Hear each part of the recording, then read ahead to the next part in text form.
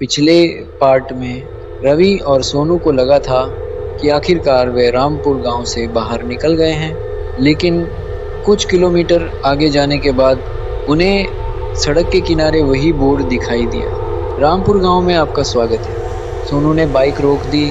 उसने बोर्ड को देखा, फिर रवि को देखा और बोला, भाई ये मजाक तो नहीं हो सकता।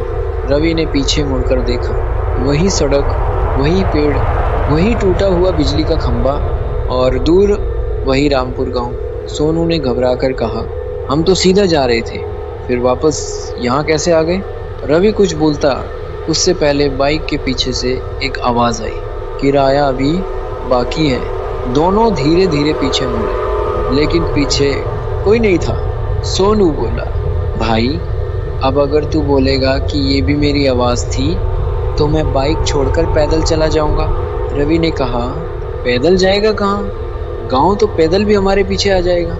दोनों कुछ सेकंड चुप रहे, फिर उन्होंने तय किया कि इस बार गांव के अंदर जाकर पता लगाएंगे कि आखिर ये हो क्या रहा है। वे बाइक लेकर दोबारा रामपुर गांव में दाखिल हुए। इस बार गांव पहले से भी ज़्यादा शांत था। हर घर की खिड़की बंद थी, सड़क पर एक भी इंसान नहीं था। लेकिन जैसे ही उनकी बाइक गांव के बीच पहुंची, एक एक करके सभी घरों की लाइट जलने लगी। पहले एक घर, फिर दूसरा, फिर तीसरा। कुछ ही सेकंड में पूरा गांव रोशनी से भर गया। सोनू ने धीमे से कहा, भाई ये लोग बिजली का बिल देते भी हैं या भूतों को फ्री कनेक्शन मिला है? रवि ने उसे चुप कराया। तभी एक घर का दरवाज़ा अपने आप खुला। अंदर से वही बूढ़ा आदमी बाहर आया। उसने उन्हें देखकर बिल्कुल हैरानी नहीं दिखाई, बस मुस्कुराकर बोला, मैंने कहा था तुम दोनों वापस आओगे। रवि ने गुस्से में पूछा, हमें यहाँ से बाहर क्यों नहीं जाने दे रहे? बूढ़े ने जवाब दिया, क्योंकि तुम दोनों ने गांव का नियम तोड़ा है। सोनू ने पूछा, कौन सा नियम? बूढ़ा बोला, गांव में आने वाले हर इंसान को किराया देना पड़ता है। रवि ने कहा, लेकिन हमने तो कुछ लिया ही नहीं।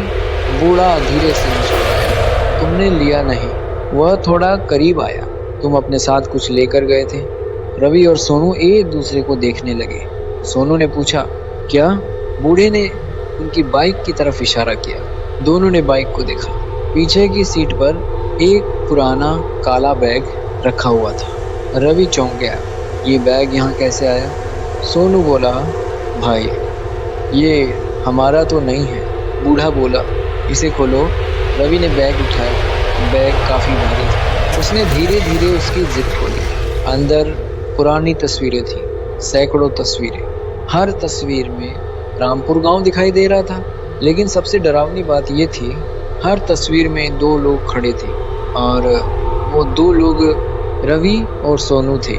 सोनू ने एक तस्वीर हाथ में ली। उसमें दोनों उसी गांव के बाहर खड़े थे। दूसरी तस्वीर में दोनों बूढ़े के घर के सामने थे।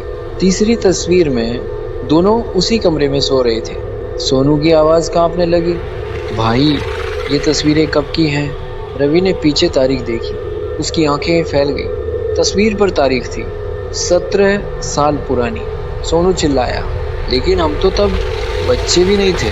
बूढ़ा कुछ नहीं बोला, बस धीरे धीरे उनकी तरफ देखता रहा। फिर उसने कहा, क्योंकि ये तस्वीरें तुम्हारी नहीं। वह रुका, ये तुम्हारे आने की भविष्यवाणी थी।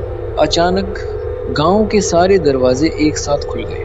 अंधेरे में सैकड़ों लोग खड़े दिखाई देने लगे। उनमें से एक आदमी आगे आया।